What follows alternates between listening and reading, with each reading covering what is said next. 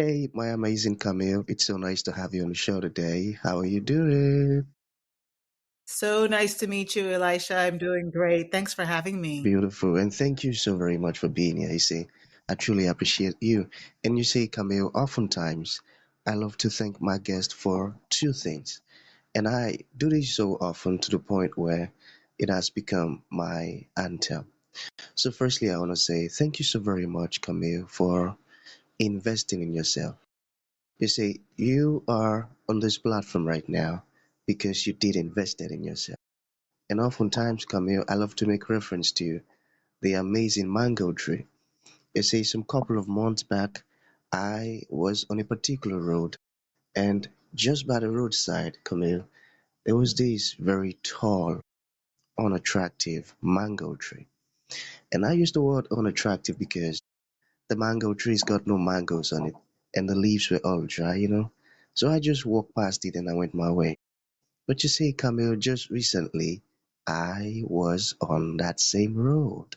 And this time around, a lot's changed about the mango tree. The mango tree caught my attention pretty good from a distance. And immediately I got the urge to move so close to it, of which I did, and it wowed me. Because now the mango tree's got a lot of mangoes on it, beautiful green leaves and healthy branches. Oh boy, not just mangoes now, Camille. I'm talking about ripe mangoes. It was such a lovely moment that day. I was so excited, to experience such. I was so happy. Here is my point. The fact that you dedicated your time, energy, and resources to becoming the amazing Camille that you are today, that alone has made it really impossible for me to say nope to you. And getting to read a little bit about you, the beautiful stuff that you're doing, your insights, your philosophies, your journey, how you're offering your solutions, these stuffs are amazing. So I've got to say thank you so very much for doing that to yourself. And secondly, thank you for being here. I truly appreciate you, Camille. Thank you. Thank you very much. Thank you. And I appreciate you having me. Beautiful. So let's get started. You see, I'm quite excited to have you on the show today for some reasons. Firstly, my interest in knowledge seeking. I believe in order for one to transition from a terrible situation to that of a beautiful one, Camille, I believe it takes the application of knowledge, quality information, and not just knowledge now, but the application of it. And you see, ever since I discovered that light in the Hebrew means knowledge and darkness means ignorance, I've been so keen to knowledge seeking because I do not want to remain in the dark. So that's going to make our conversation today very, very important to me and even to the listeners. And the second reason why I'm excited to have the amazing Camille on the show is for the sake of the audience. You see, we live in an age where information is as abundant as grains of sand. We've got lots of information flying out there. So these folks trust me for quality, eye-opening, and very important information, of which I am totally convinced, Camille, that our conversation is going to be insightful and impactful. So, for that reason, let's get started with your introduction. Talk to us about your personal or your professional journey, because right now we are so curious. We want to know how Camille got here. Then, afterwards, I've gotten some beautiful questions for you. Okay, Camille, over to you. All right. Thank you so much. And hello to the audience all around the world. My name is Camille Batiste. I grew up in Jamaica and started my education, my university education in the US. I went to Stanford for undergrad, moved back to Jamaica for a little bit, but ended up back in the US and where I started my career journey. I started my career in the manufacturing um, industry, and then I moved into chemicals. I'm a chemical engineer, and in that company, I learned not just the technical side of the business, but started to learn the business and really coming to realize that business is not necessarily all about the technical part, but it's all about people and the way that you interact and the way that you can get things done all has to do with how you communicate with other people. But so I have incorporate, we call it, roles of increasing responsibility. So I went through that process of roles of increasing responsibility in two different business units at Honeywell and completed 20 years at the company when I was recruited to a different company called ADM, Archer Daniels Midland, to lead procurement. And then while I was there, I was asked to do some other roles. By the time I finished my career at ADM, I was in the C suite leading supply chain for one of the business units, as well as procurement for the enterprise. And so I feel like through all that time, there's a lot that I learned through my career, a lot that I learned through leadership, either from me making a mistake and learning from that mistake, me doing something right, or watching other people and learning from what they did. And through that experience, I now want to give back and teach the next generation of leaders what I learned so they don't have to make the mistakes that I made. Amazing. And that's one of the traits of a true leader, you see. The stuffs that I'd gone through. Now let me teach you how to avoid them, learn from them. I got that. That's a beautiful one. Okay, so the first question, all right. So how do you lead successful supply chain transformations? Got it? Ah, that's huge. I think at the beginning when I said everything is about people, and so when we think about transformation, yes, it's important to understand where are we trying to go? What is the outcome that we're trying to achieve? And where are we today so that we understand the gap? And so, yes, there'll be some technical elements of understanding where people are and their capabilities and establish training plans. We'll need to understand what technology you have, what visibility you have, and the data, and we need to have the right processes in place. But none of those things is as important as capturing the hearts and minds of the individuals in the organization. Because in any organization, the leadership does not have all of the knowledge. The knowledge is going to come from the people who are doing the work. And the people who are doing the work aren't going to contribute if they're not engaged, if they don't understand why we're making the change, if they can't also be part of that future state that we're envisioning. And so when you think about how do you lead large transformations in supply chain, it's the same way you lead transformations in IT or marketing. It's getting the people in the organization on board so much so that they want to lead, that they are bringing their ideas to the table. And that to me is where I see the most effective transformations and the ones that succeed and sustain over time. Over time, that's so true, and I got that. So what was your experience like at Honeywell International? Yeah. So I say that I learned how to be a leader at Honeywell. Um, I started there as a an engineer in a plant. Yes, I had a little bit of experience before, but essentially it was an entry level role, and left Honeywell as a vice president.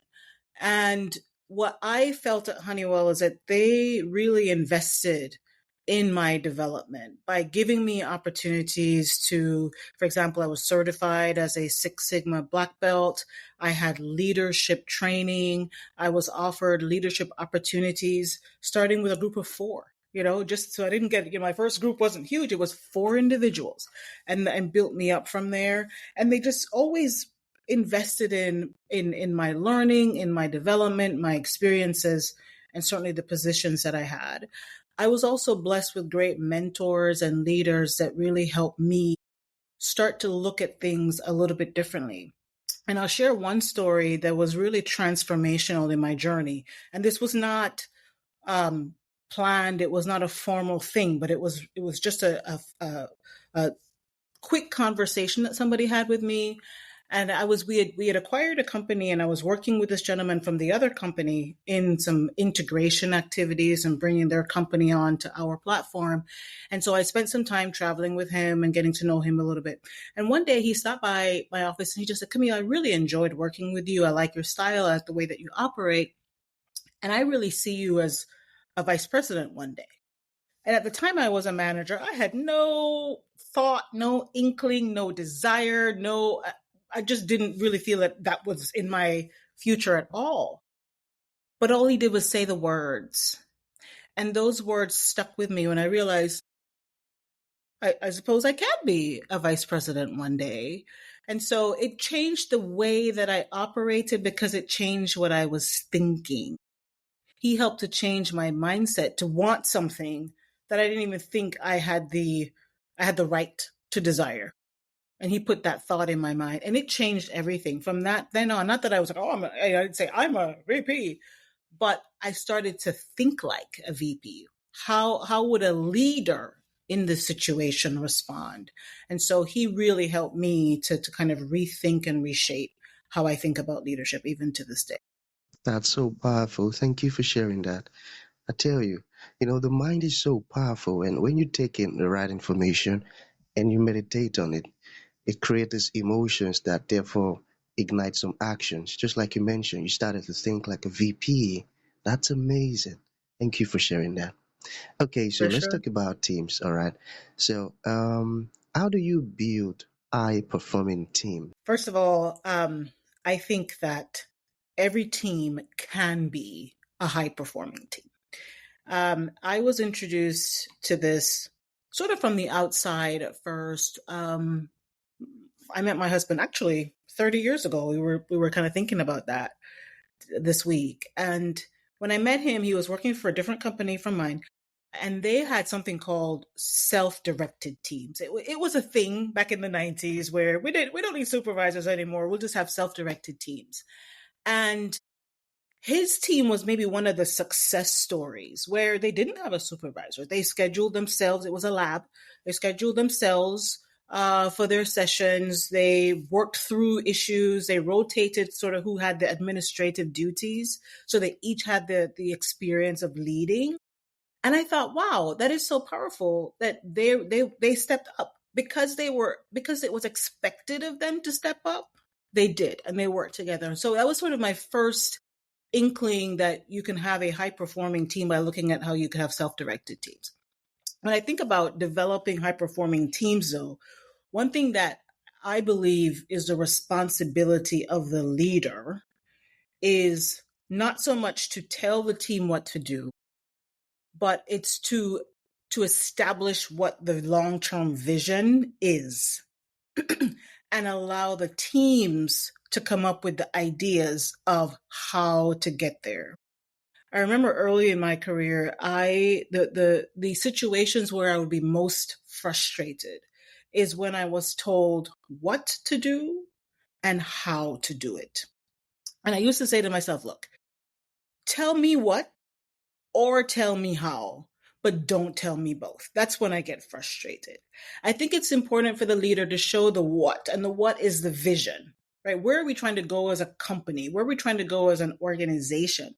And when we allow the teams to come up with their ideas of how, 9 times out of 10, number one, they're better ideas than the ones that we have as leaders. But 100% of the time, they're engaged in the solution and getting it done. And that's where you get the high performance. The other element I would suggest, though, for high performing teams is to ensure that you have people on the team who are aligned with the values of the organization. And so sometimes it's hard to even get to that first one if you just don't have that basic alignment. So having people on the team who are aligned.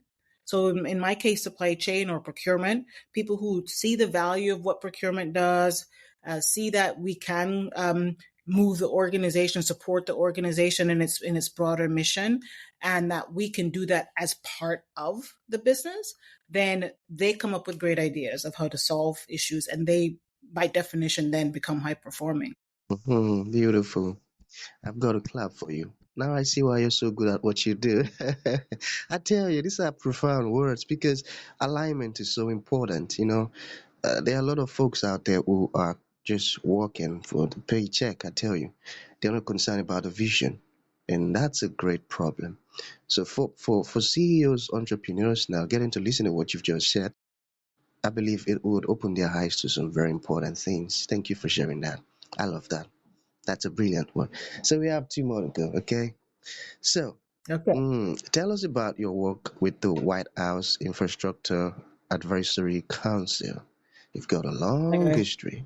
Yeah, I'll I'll tell a quick story on that. I remember I was in my office one day and I got a phone call. My assistant said, someone called the front desk and they say they're from the White House. So I started laughing. I was like, okay, really? Said, is that some ploy to try to get my attention? When you lead procurement, you get a lot of salespeople calling you, and I thought, okay, that's a brilliant idea to say you're calling from the White House. And I almost just declined, and I was like, look, I think that's just a joke. I'm not even going to answer. And but I had just one quick thought. So let me just call our government relations team to ensure that this is actually legitimate. And I did. And they said, yes, that person actually does represent the White House. You should take the call. And so I did. And what they were looking for is putting together a group of um, not-for-profit organizations, for-profit corporations, and and maybe government-related entities that had some interest in the infrastructure of the United States. ADM, as an agriculture company, does have significant interest in the infrastructure of the United States. And I was leading supply chain at the time. And so I could see why they thought I would be good to be on the council. And so I did agree to be on the council. I met all the other members, amazing people. I mean, I felt very small in the room because we had CEOs of various corporations and presidents of associations that had to do with civil engineering, et cetera. I felt very small, but I learned a lot. So as part of the council, we identified several challenges and gaps that we have in the infrastructure in the United States. And we separated into various studies to really dive deep into each of those studies, understand what the challenges are, and come back to the White House with a recommendation. So that term has ended with the end of the Biden administration. From what I understand, every administration, I think maybe since, I don't remember when it started, certainly Obama, certainly first Trump, and certainly Biden, that the council has lasted throughout various administrations. It says a lot to the fact that it doesn't matter what the administration is, there is an interest in having a strong infrastructure in the United States. So we trust that the work that we did, the recommendations that we made, regardless of administration, will be reviewed and will be implemented at the right time. Beautiful, beautiful. I got that. So, what advice do you have for women in leadership? Did you say women in leadership? That's right. Yeah. So I think I'll share a little bit of advice, and I think I will apply it to women and men. So it doesn't matter. I think leaders are leaders regardless of their gender. But I think that these are things that women need to hear. I think men may just sort of get this inherently, where we need to hear it. And so I have this moniker that I use, that there are 5 things that you need to do as you're progressing in your career from individual contributor to leader. It's not the technical skills are important, but to be seen as a leader, to start to go up in an organization, or to even build your business, these 5 things need to be in place. The first one is called grow up. And it means that you have to work through adversity, to persevere through adversity. Even when things are difficult, you just have to work to get it done. The second one is to step up. And that means you have to deliver results. It's very difficult to tell your boss, I need a promotion, when you're not doing the job that you have in front of you. So do the job and do it well, the one that you have in front of you. The third one is to show up. To show up with power, to show up in the room. Leaders are visible. And if you want to be a leader, you can't hide. You can't be in a room on your computer all day. You need to be visible so people can see you. That's how we look at leaders. You don't have invisible leaders. The next one is to speak up. That our voices have to be heard. We're in the room, and we're in the room for a reason. And we want to hear these diverse opinions and perspectives and the ways of looking at things, or even asking questions so that you better understand what's happening, having your voice being heard. And then the last one is to level up. And you talked about it earlier, investing in yourself, preparing for the next role. So we should always be preparing for the next thing. If you're an entrepreneur, for the next customer, if you're in a corporate environment, for the next level, and always being preparing. So I spent my last few years in in the corporate environment in preparing for what's after that. And now that I'm after that, I'm preparing for what's next. How am I building my business going forward? Profound words, and I got that. So to bring this to an end, Camille, what would you like to? Okay, let's take that as a final thought. For folks who would like to reach out to you, learn more about the beautiful stuff you're doing, or even ask questions, how can that be possible? Two ways to reach out to me. The first one is my website, www.camillebatiste.com. And there you can download my ebook. It's very, very short and sweet. And you can join my email list or sign up for a free coaching call. And the second is more general. You can find me on LinkedIn. I'm very active there. I'm online every day. I respond to all my messages. So you can just send me a quick message there. Beautiful. So that's going to be the end of the show, Camille. Thank you for coming, and thank you for sharing this beautiful stuff with us. It means a whole lot. Thank you. Thank you so much, Elisha. So great to meet you.